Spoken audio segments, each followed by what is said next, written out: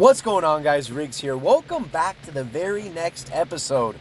The next installment of Quest for Conqueror. A lot of the new subscribers, you guys probably haven't even heard of the series. In case you haven't, I'll go ahead and drop the playlist down in the description below. You can check that out for your viewing pleasure. It's probably the most popular series on the channel right now. And like I said, I have a lot of fun making these videos. The last 3 seasons in a row, seasons 3, 4, and 5, I've made it to Conquer, and I have nothing stopping me from getting there and here in season 6. And what better to do it? What better to kick off season 6 with our first Quest for Conquer, talking about ranking and points and survival and how all that stuff works. Now, no one actually knows what the formula is except PUBG Mobile themselves.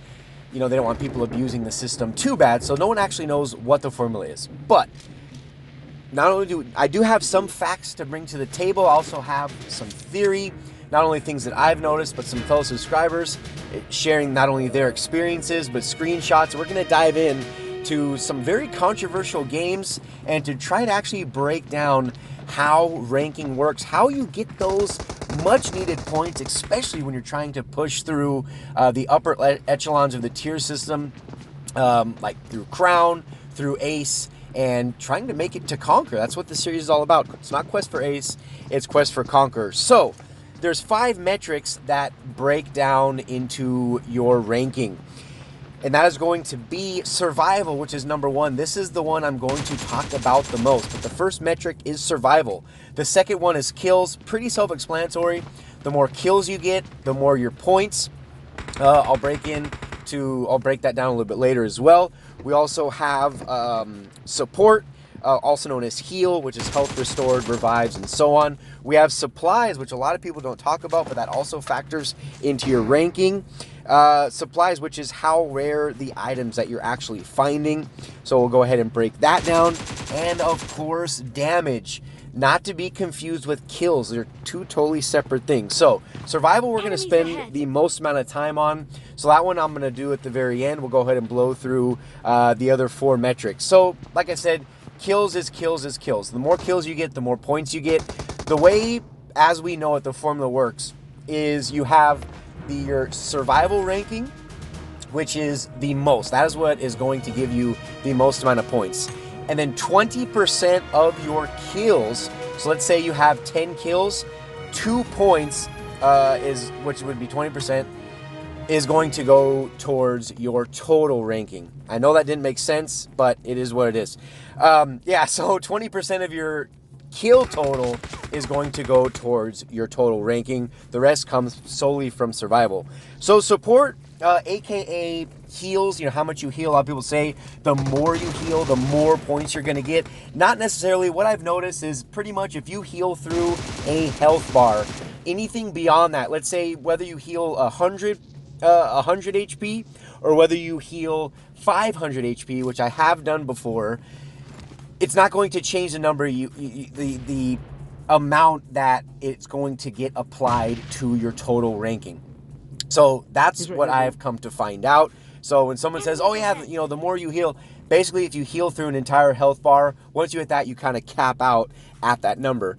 Supplies, it does play a little bit of role into ranking. More specifically is the big stuff. And again, ranking, it's, you know, how good you're playing. And what's going to be a lot more difficult to get to because how the game's algo works, something like a crate drop. Everyone knows how heavily guarded these things are. So if you have a Car 98 and then you swap that out and you exchange it at a crate for an AWM, that is what's going to up the supply number. Same thing if you get all level 3 armor. That's also going to increase your total number of ranking points. There's even a dog tag at the end of your matches if you're level 3'd out. I believe it's armor expert. But yeah, so the more rare item you find, the better it's going to help out your ranking. The other one is damage. Again, I don't have actual numbers, but I believe that this is at 1,000. Once you have 1,000 damage or more, it's not going to change. It's kind of like similar to the amount of heals that you do. It kind of caps out at 1,000 damage. So the biggest one, like I said, that we're going to cover is survival. Okay, so what do we actually mean by survival? What that means is the actual time that you are alive once your feet touch the ground. Once you pop your parachute, when your feet land on the ground, that is when the timer starts. Survival time. And of course, how far you're getting into the match in comparison to everybody else, the other 100 players. Meaning top 10, whether you're team number 8, team number 5, 4, 3, 2, and then of course number 1, which is going to give you the maximum amount of survival time for that game. The longer you stay alive, the more points you're going to get. That's why if you drop in Pachinki and you die immediately, you'll notice you're going to have a big fat minus because you're probably one of the first ones to die out of the 100. Now, another factor, and this is, believe it or not, you can do the research yourself. Fact check me on all these things. Is how many people actually die around you also contributes into the total amount of survival points that you're going to get. Survival points, which factors into your total amount of points you get at the end of a match. What we mean by that is basically hot drops.